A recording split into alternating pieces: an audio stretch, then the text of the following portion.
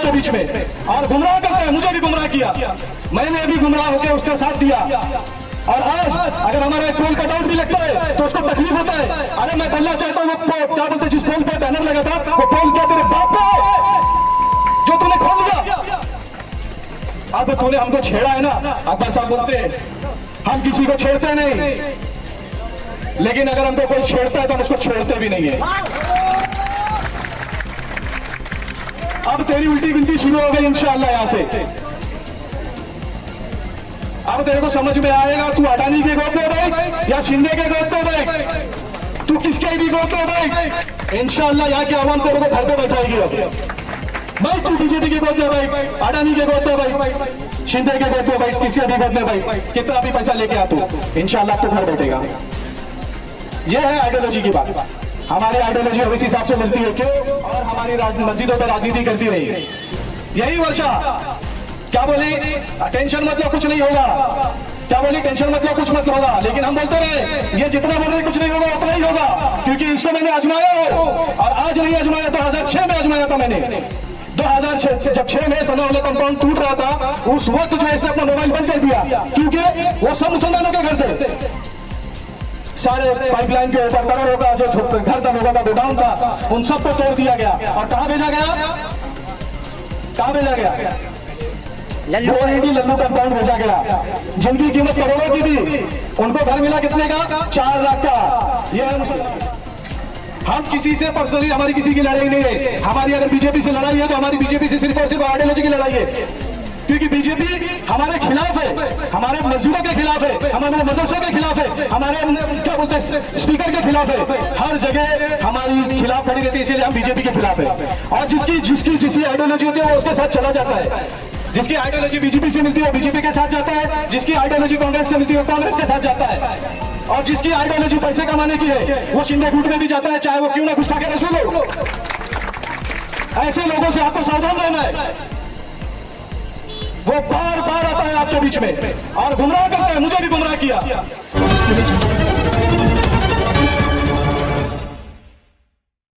हमारे heart of Mumbai news channel को subscribe करें और बेल आइकन दबाना ना भूलें।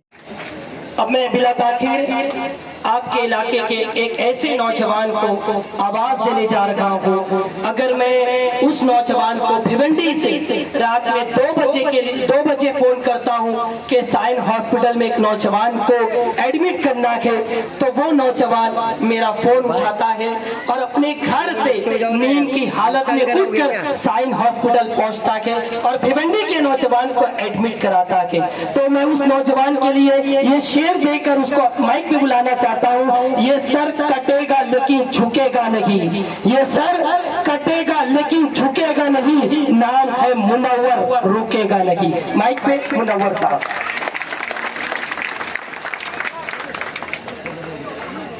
औज़ु बिल्लाहि मिनश शैतानिर रजीम, बिस्मिल्लाहिर्रहमानिर रहीम। मंच पर बैठे हमारे मुंबई के सदर जनाब फारूक सादी साहब,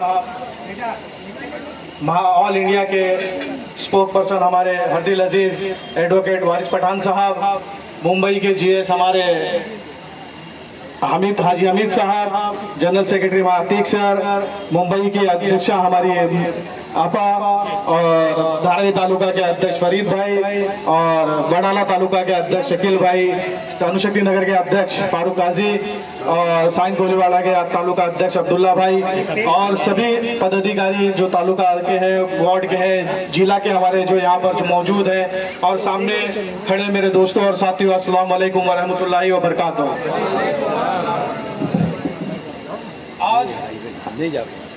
आज जो ये मंच लगा है, आपने देखा होगा कि हमेशा जो मंच जो है हमेशा वो धारावी रेस्टोरेंट पे लगता था।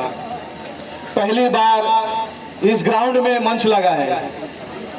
मंच लगने का यहाँ पर कारण यही है सिर्फ कि आज हमारी जो ऑफिस है उसकी ओपनिंग है यहाँ पर, इस वजह से हमने धारावी में मंच लगाया।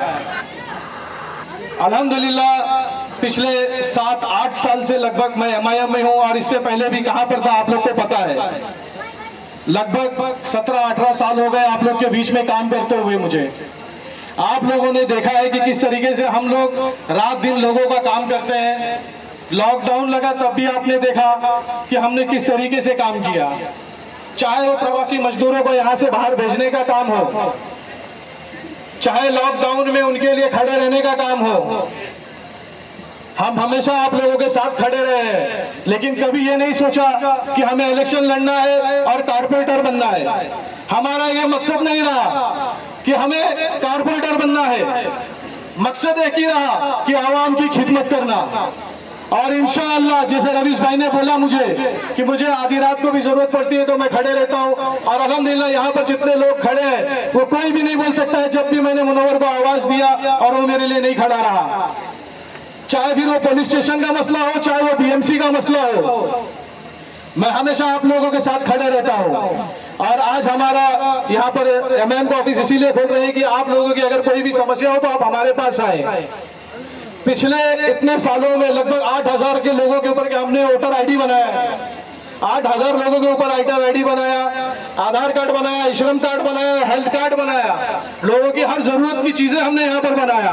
अब अडानी आया है, लोगों को डॉक्यूमेंट्स में तकलीफ है, उसके लिए भी हम खड़े हैं। अब हमारा कार्यालय ओपन हो गया, जिसको भी डॉक्यूमेंट्स में कुछ भी प्रॉब्लम हो वो सीधा बेझिझक हमारे ऑफिस पे आ सकता है। आएंगे ना इंशाल्लाह। रहा सवाल काम की बात, तो मैं बोलना चाहता हूं कि जो हमारे में नाम लेता हूं, हमारे अशरफ भाई क्वांटी के पूछ लो, रात में 12 बजे उन्होंने फोन किया मुझे रात में 12 बजे, मुझे ब्लड की जरूरत है किसी के लिए। मैंने रात में 12 बजे साइन हॉस्पिटल में ब्लड का इंतजाम करके दिया उसको। किसी को हेल्थ की प्रॉब्लम है तो उसकी सीधा हमने करके दी। इंशाल्लाह अल्लाह ना करे कभी किसी को जरूरत पड़े हेल्थ के मामले में, लेकिन फिर भी कुछ चीजें हमारे ऑफिस पर कल से चालू होंगी, जिसके बारे में मैं बता दूं कि आप लोग आए बेझिझक और इंशाल्लाह उसका काम होगा। किसी को अगर हार्ट का प्रॉब्लम है तो उसका भी ऑपरेशन फ्री में कराया जाएगा, अगर मोतियाबिंद का ऑपरेशन है तो वो भी फ्री में कराया जाएगा। किसी को अगर इंशाल्लाह पथरी का प्रॉब्लम होगा तो उसकी भी इंशाल्लाह ऑपरेशन फ्री में करा के दिया जाएगा। तो हम आवाम के बीच में सिर्फ काम के लिए है, किसी कॉर्पोरेशन के लालच में नहीं है, क्योंकि हमारी लड़ाई जो है वो आइडियोलॉजी की लड़ाई है। हम किसी से पर्सनली, हमारी किसी की लड़ाई नहीं है। हमारी अगर बीजेपी से लड़ाई है तो हमारी बीजेपी से सिर्फ और सिर्फ आइडियोलॉजी की लड़ाई है, क्योंकि बीजेपी हमारे खिलाफ है, हमारे मस्जिदों के खिलाफ है, हमारे मदरसों के खिलाफ है, हमारे क्या बोलते हैं स्पीकर के खिलाफ है, हर जगह हमारी खिलाफ खड़ी रहती है, इसीलिए हम बीजेपी के खिलाफ है। और जिसकी आइडियोलॉजी होती है वो उसके साथ चला जाता है। जिसकी आइडियोलॉजी बीजेपी से मिलती है वो बीजेपी के साथ जाता है, जिसकी आइडियोलॉजी कांग्रेस से मिलती है वो कांग्रेस के साथ जाता है, और जिसकी आइडियोलॉजी पैसे कमाने की है वो शिंदे गुट में भी जाता है, चाहे वो क्यों ना गुस्ताखे रसूल हो। ऐसे लोगों से आपको सावधान रहना है। वो बार बार आता है आपके बीच में और गुमराह करता है। मुझे भी गुमराह किया, मैंने भी गुमराह होकर उसका साथ दिया, और आज अगर हमारा एक पोल कट आउट भी लगता है तो उसको तकलीफ होता है। अरे मैं बोलना चाहता हूँ वो क्या बोलते, जिस पोल पे बैनर लगा था वो पोल क्या तेरे बाप पे जो तूने खोल लिया। अब तूने हमको छेड़ा है ना, अकबर साहब बोलते हैं हम किसी को छेड़ते नहीं, लेकिन अगर हमको कोई छेड़ता है तो हम उसको छोड़ते भी नहीं है। अब तेरी उल्टी गिनती शुरू हो गई इंशाअल्लाह यहां से। अब तेरे को समझ में आएगा तू अडानी के गोद में बैठ या शिंदे के गोद में बैठ, तू किसके भी गोद में बैठ, इंशाअल्लाह यहाँ की आवाम तेरे को घर पे बैठाएगी। अब भाई तू बीजेपी के गोद में बैठ, अडानी के गोद में बैठ, शिंदे के गोद में बैठ, किसी भी गोद में बैठ, कितना भी पैसा लेके आ तू, इंशाअल्लाह अब तो घर बैठेगा। ये है आइडियोलॉजी की बात। हमारी आइडियोलॉजी ओवैसी हिसाब से मिलती है, क्यों? क्योंकि वही एक लेबर है जो हमारी बात करता है, आपकी बात करता है, जिसको हमारा और आपका दर्द है। अगर जितने लोग जो खड़े होते हैं मुसलमानों के नाम पर वोट मांगते हैं, वो आपके लिए कभी खड़े होंगे? हमने कहा था एमपी में कि इस अनिल देसाई को वोट मत करो, लेकिन लोगों ने नहीं सुना। हमने कहा इस वर्ष ज्योति गायकवाड़ को वोट मत करो, लेकिन ये लोगों ने वोट किया। और क्या है, जब एमपी का चुनाव खासदार चुन के आया, 60,000 मुसलमान धारावी का एक तरफा वोट किया मशाल को, जीत गया। जीतने के बाद जब सुबानी मस्जिद का मसला आया तो कौन खड़ा हुआ? यही फरीद भाई थे, यही जाहिद था, यही मुनव्वर था, और कुछ लोग और हमारे साथी थे जिनके ऊपर केस बना। और ये लोग रात भर तमाशा करते रहे और हमारी मस्जिदों पर राजनीति करती रही। यही वर्षा क्या बोली? टेंशन मत लो, कुछ नहीं होगा। क्या बोली? टेंशन मत लो, कुछ मत होगा। लेकिन हम बोलते रहे ये जितना बोल रहे कुछ नहीं होगा उतना ही होगा, क्योंकि इसको मैंने आजमाया हो, और आज नहीं आजमाया, 2006 में आजमाया था मैंने। 2006 जब 6 में सनाउल्लाह कंपाउंड टूट रहा था, उस वक्त जो है इसने अपना मोबाइल बंद कर दिया, क्योंकि वो सब मुसलमानों के घर थे। सारे पाइपलाइन के ऊपर करोड़ों का जो घर था, लोगों का गोडाउन था, उन सबको तोड़ दिया गया। और कहां भेजा गया? कहां भेजा गया? लल्लू कंपाउंड भेजा गया, जिनकी कीमत करोड़ों की थी। उनको घर मिला कितने का? 4 लाख का। यह है मुसलमान, और फिर भी मुसलमान वोट दे रहा है, बोलने के बावजूद भी दे रहा है। नहीं सुना, हमने एमएलए में भी मना किया मत दो, फिर भी दिया। हमने सब लोगों को समझाया कि ये देखो, जो माटूंगा फुटपाथ पे रहते हैं कचरा चुनने वाले, माफ करना मेरे को बोलने में कुछ हो तो, लेकिन जो हमारे दलित भाई या जो भी थे, जो लोग थे वो फुटपाथ पे रहते थे, जिनकी घर की कीमत लाख, 2 लाख, 3 लाख रुपए थी, उन लोगों को कहां लाके बसाया गया? ये बाजू में काली बिल्डिंग है जिसकी कीमत 30 लाख, 40 लाख रुपया है। यहां सामने आकाश टावर में अभी वर्ली से लाके बसाया गया। क्यों? धारावी वालों के साथ क्यों नाइंसाफी? क्योंकि हम मुसलमान हैं। लेकिन मेरा भला भाला मुसलमान कब समझेगा? अब आप लोग को समझने का टाइम आ गया है। अब आप लोग को डर दिखा के वोट लिया गया। पहले डर दिखाते थे लोग शिवसेना का, शिवसेना आ जाएगी, शिवसेना आ जाएगी। बाद में क्या हुआ? ये शिवसेना से हाथ मिला लिए, सरकार में चले गए। उसके बाद क्या हुआ? फिर आ गया अडानी, एमएलए में अडानी का डर दिखाया, डर दिखा कर एमएलए में का भी वोट ले लिए। लेकिन अब सर्वे हो रहा है तो सर्वे रोक पा रहे हैं ये? कल ऐसा रहेगा, सब जगह नोटिस लग गई है कि 15 फरवरी तक अगर पेपर नहीं जमा किया तो आपको अपात्र माना जाएगा। वर्षा गायकवाड़ तो 5,000 स्क्वायर फीट के घर में रहती है, हमारा तो 100 स्क्वायर फीट, 200 स्क्वायर फीट का घर और गोडाउन है। इंशाअल्लाह हम अपनी लड़ाई को शुरुआत करेंगे यहाँ से। आप लोग का साथ चाहिए, जहां भी जरूरत पड़ेगी आप लोग आइएगा जरूर। मैं उम्मीद कर आएंगे कि नहीं भाई? आएंगे, क्योंकि अडानी के खिलाफ सबको मिलकर लड़ना है, मेरी अकेले की लड़ाई नहीं है।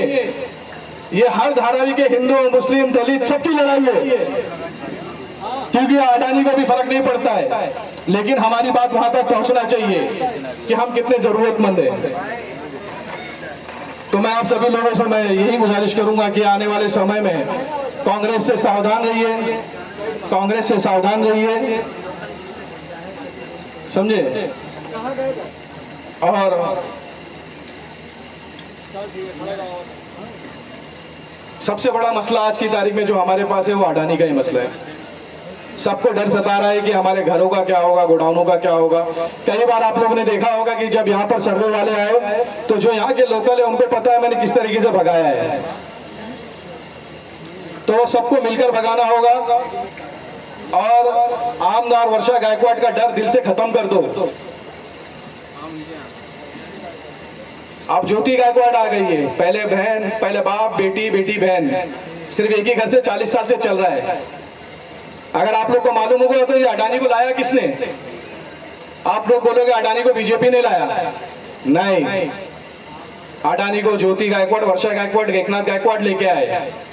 2004 में अडानी का ये प्रोजेक्ट आया था, डीआरपी का प्रोजेक्ट 2004 में आया था, जब पूरे नगर सेवक साथ के साथ इनके थे, जब एमएलए भी इनके वर्षा गायकवाड़ थी और एमपी भी, माफ करना वर्षा गायकवाड़ निकल रहा है क्योंकि इतने सालों से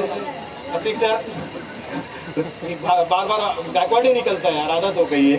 तो वर्षा बोर्ड से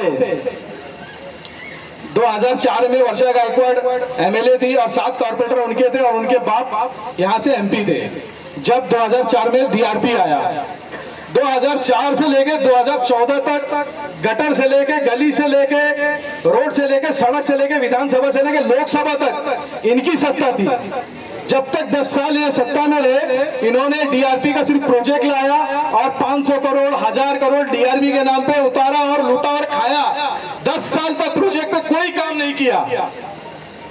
अगर ये टाइम पर प्रोजेक्ट शुरू करते तो शायद अडानी ना आता। अडानी को आने का रास्ता इन्होंने दिखाया। तो बस इतना ही बोलूंगा कि आने वाले वक्त में जो है आप सबसे होशियार रहिए, और मैं अपनी बात को यहीं पर खत्म करूंगा। अभी हमारे 2 शेर जो है उनको बोलना है और आप लोग मेरे ख्याल से बेसब्री से उनका इंतजार कर रहे हैं, तो मैं अपनी बात को यहीं पे खत्म करता हूं। शुक्रिया, खुदा हाफिज, अल्लाह हाफिज। जोरदार तालियां होना चाहिए नौजवान के लिए। वो वाले क्यों ताली नहीं बजाएंगे भाई, जरा जोरदार बजा दो। ये मुंबई के हमारे सदर हैं और